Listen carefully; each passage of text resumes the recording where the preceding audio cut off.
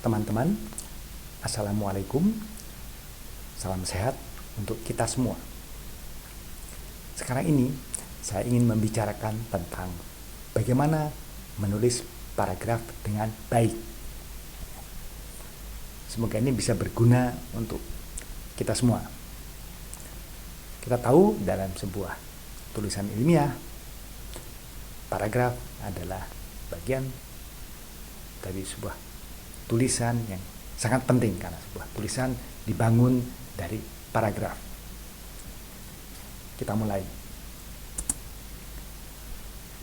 Paragraf itu terdiri atas satu pikiran utama.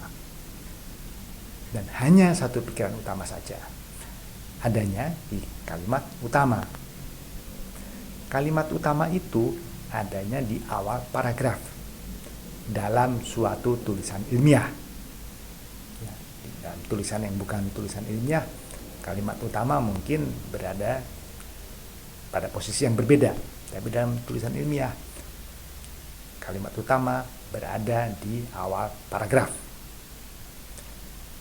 Maka kita harus menghindari adanya kalimat yang tidak relevan dengan pikiran utama paragraf tersebut. Kalau ada, kalimat itu dapat dihilangkan tanpa mengubah keutuhan paragrafnya. Ya, karena memang kalimat itu tidak relevan. Jadi, kalaupun dihilangkan, dan memang harus dihilangkan, supaya paragrafnya menjadi utuh. Ya. Dasarnya, ya dengan berdasarkan pada apa yang ada di kalimat utama. Kalimat utama yang jadi patokannya. Kita lanjutkan. Kita menulis suatu paragraf dengan sistem ACE atau AEC. Jadi kita lihat bahwa sebuah paragraf itu yang terdiri atas 3 kalimat itu, maka kalimat pertamanya adalah merupakan kalimat utama. Ini berupa pernyataan atau assertion. Kalimat kedua dan seterusnya merupakan bukti atau evidence. Kalimat kedua ini berisi pendapat para ahli dan harus disebutkan sumbernya, nama belakang, dan tahunnya. Dan yang ketiga, kalimat terakhir adalah komentar, sifatnya untuk memperjelas. Jadi assertion, evidence, dan commentary. AEC. Kita lanjutkan.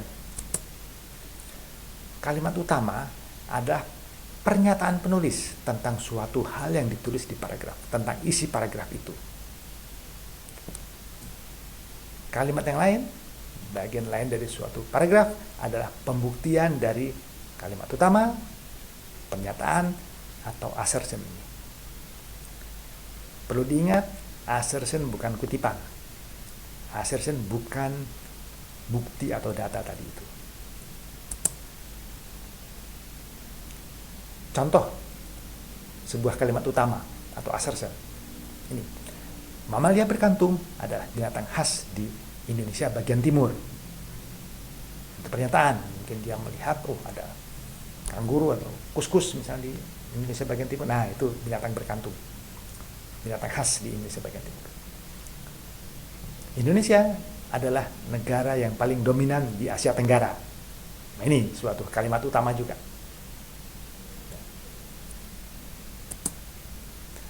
Kalau evidence seperti apa? Kan kita tadi tahu bahwa evidence adalah bukti, contoh bagi assertion. Bukti atau evidence ada kalimat kutipan yang diubah bunyinya. Nah, ini parafrase, ini penting, yang diambil dari bahan pustaka. Bukti inilah yang mendukung statement. Selain contoh, ini juga mendukung assertion.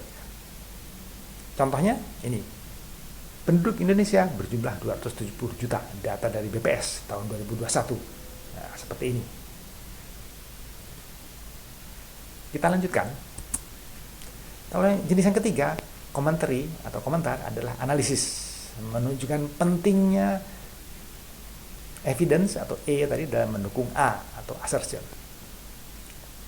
Gejolak ekonomi di Indonesia akan berpengaruh pada ekonomi negara tetangga di Asia Tenggara.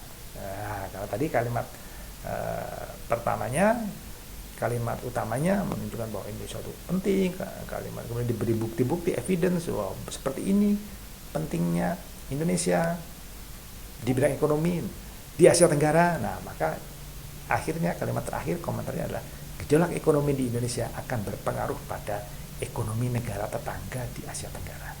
Itu. Kita lanjutkan lagi ya. Nah, sekarang ada contoh. Ini kalimat paragraf pertama adalah seperti ini.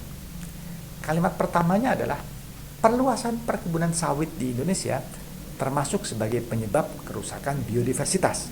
Ini sebuah assertion, ini sebuah pernyataan. Nah, mana buktinya? Nah, ini kalimat kedua. Studi yang dilakukan oleh Yohanes 2017 menunjukkan terjadinya penurunan keanekaragaman burung di lahan kelapa sawit. Ini kalimat ini fiktif.